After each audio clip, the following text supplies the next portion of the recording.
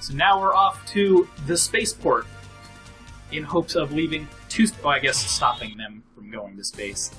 But I like the cohesion that this game has for the final stages, because it's not just like, here's 4 levels of nondescript fortress somewhere. It's like actual locations that are actually like progressing. So like, we're in the spaceport now, and then like, oh no, they took off. Now we're in like actual space and stuff like that. And granted, it gets a little bit messy visually later on in this game, but this is a neat start, and I think they do kind of a good job of it in the later games as well. So this is another good like pushing forward point for the series. Right. And right now, Rebel Force is just trying to leave, or yeah, right now they're basically escaping to space, or trying to, like they're mobilizing. It's like to launch an attack from space, or to just spread out amongst the stars. As far as I'm aware, this is them just like leaving the space, but with the urgency they're talking about, it's probably like, oh shit, they're gonna now fight back. Because like they've been fighting this whole time, so it's not unreasonable to assume that like there's a space colony laser up there, they might use it on us, that's not a good thing, so we need to like prevent them from leaving. Right. Oh, actually, this is also kind of a good time to bring up that I did some reading on Mavericks, just in general. And it's supposed to be kind of broad, actually, as far as it was making it sound. And, I mean, granted, this is just in, like, the Mega Man wiki, so there isn't a whole lot of super canonical stuff. But, there's supposed to be, like, different types. Maverick basically just means bad guy, or, like, outlaw, or something like that. And that could be achieved through, like, any one of the numerous variations of the virus, so, like, Maverick virus, Sigma virus, Zero virus, Nightmare virus, etc., it could be characters that are like willingly, like they choose to do it, or you know, in certain ways. So like in some of the extended fiction, I think specifically from the PSP remake of the first one, Boomer Clanger isn't infected. He just looks at the situation rationally and decides to follow Sigma because of it, as opposed to like actually being like, oh, he's infected just like the rest of them. But that one's not necessarily canon. But it's still an example of like, there are characters that will choose to do it, there are characters that get infected, there's political Mavericks like this, which actually just makes it more irritating to think about Rebel Force, because this is a situation where they actually are Maverick with that in mind. Like, they're saying, like, no, we're not. So immediately the resolution to that would be to actually lay down your arms and cooperate and just clear the situation up in like an hour-long meeting of superiors, but instead they basically do actually go Maverick, just in a different way than what the series has presented so far. So it's just like, son of a bitch! You are, like, by saying you're not and starting a coup, you are. And you would have to realize that because you are basically a subsect of the Maverick Hunters. You know how all of this works. God damn it. That's the other thing that we recently read up on, is Dr. Kane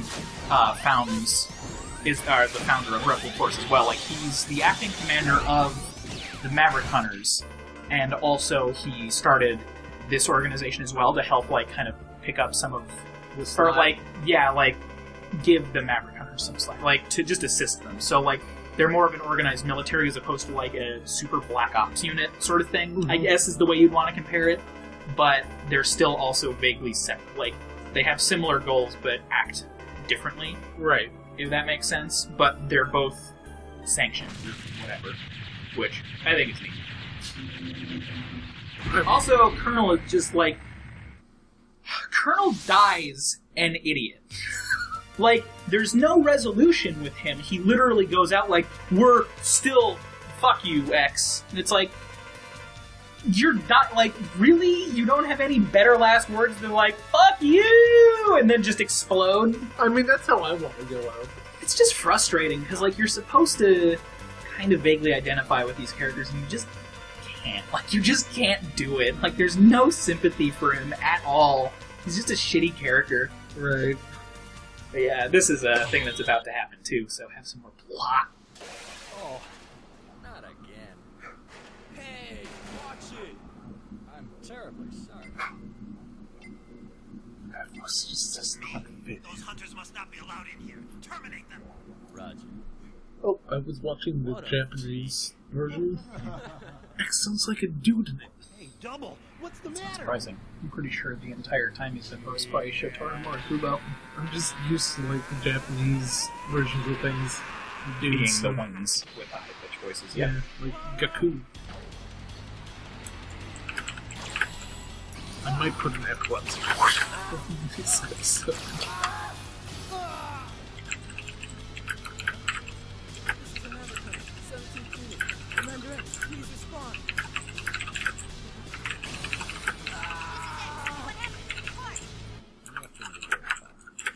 No further transmissions unless necessary to carry out the operation. Understood. I'm breaking contact.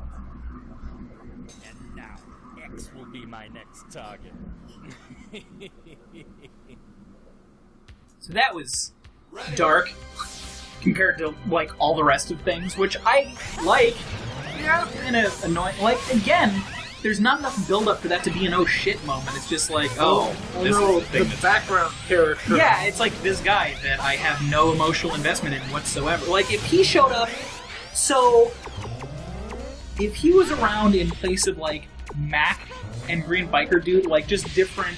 Well, not in place of Green Biker Dude because he's flawless and everybody loves him. But like if he was in the background of other games, and then they decided to make him a bad guy in this one, that'd be fucking awesome. Yeah. But they don't. Like it's just there's not enough character development in here to make any of these like great sacrifices worth it or anything like that. And Dr. Doppler kind of has a similar situation where like he sacrifices himself to like he dies basically thinking that he's stopped Sigma indefinitely, and then that is never brought up ever again. But that's from an earlier game, so it's a little bit more forgivable. It's like there's plot here, but we're not going apeshit with it, as opposed to this one where they are trying to go crazy with it, and it like falls on its ass. I'm like, I don't.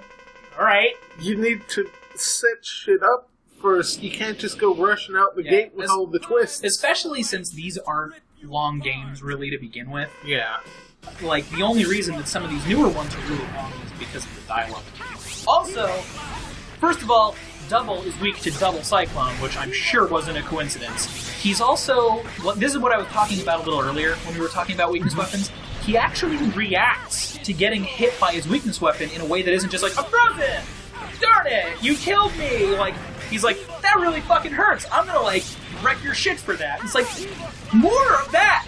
This is a more dynamic fight because of that. And he's one of the only fights in the series that I can think of that does something like this, where, like, he actually pushes hard. Because if you're not hitting him with Double Cyclone, none of these, like, extra things come up.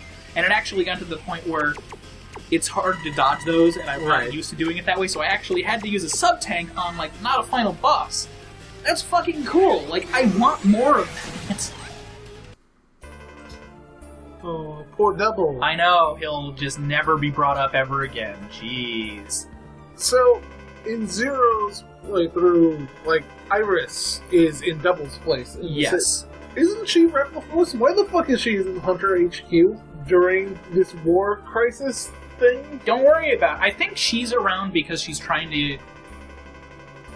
I get... Not delegate's the wrong word, but like, Zero, please don't fight my brother. Please, I love you, don't do it. It's like... But then the game, like, I won't... Okay, I just won't play the game. Hey, look, I did it. I chose diplomacy and turned the PS1 off. You... Thanks, Iris. The only winning move is not to play. Basically. So, that's that. And then Zero gets another cutscene for that, too, that also emotionally falls flat because who cares about any of what's going on? So, that whole thing. Actually, speaking of the no character development stuff, that works a little bit better after this. So, like, they kind of learned from it, which is good. Like, there's still certain characters that are like, I don't fucking care, whatever.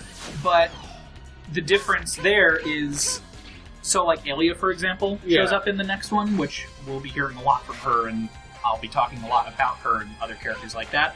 But like, she shows up kind of out of nowhere, and then she's around for the rest of the series. So like, even though there isn't like crazy like, oh, here's the Elia plot thread, she's present. Like, does develop in like just enough where it's like, your character, okay, so you're like X and Zero, you're like present.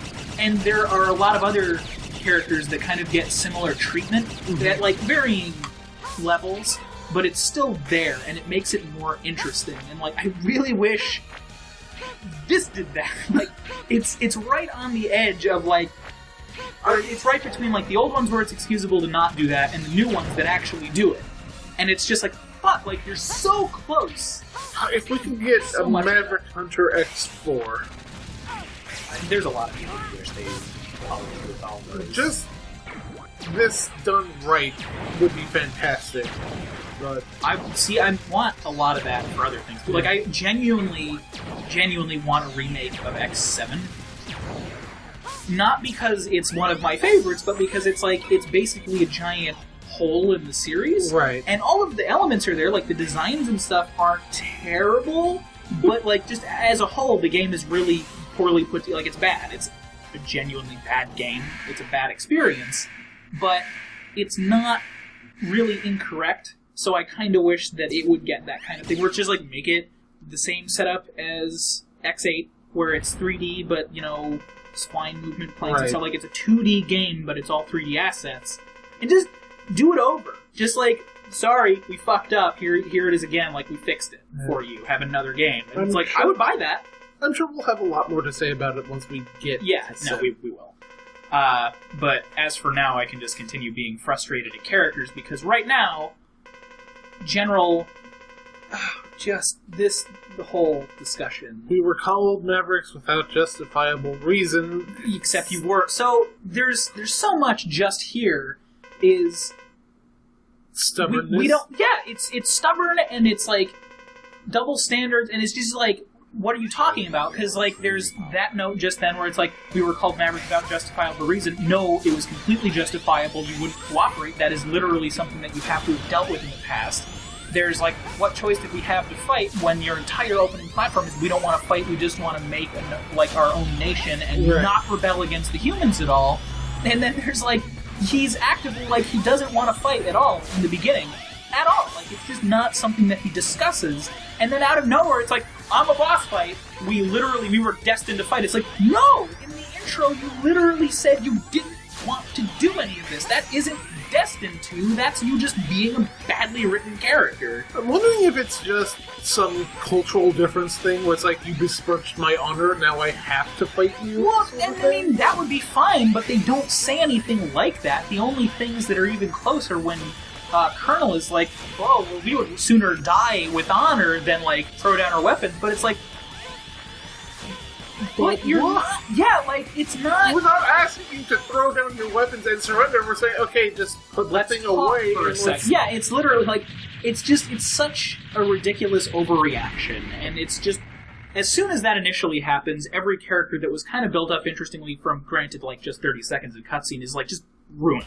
Just immediately destroyed. And it's like, well, I don't care about this anymore. And then, right now, he's like, oh no, like, we don't want the weapon to go off. It's like, but you're literally fighting back right now. What are you even doing here in the first place if you weren't going to use it? Like, nothing here makes sense anymore. Like, it just, you got to the spaceport, and it kind of was still cohesive, and then you got up into space, and it just immediately is gone.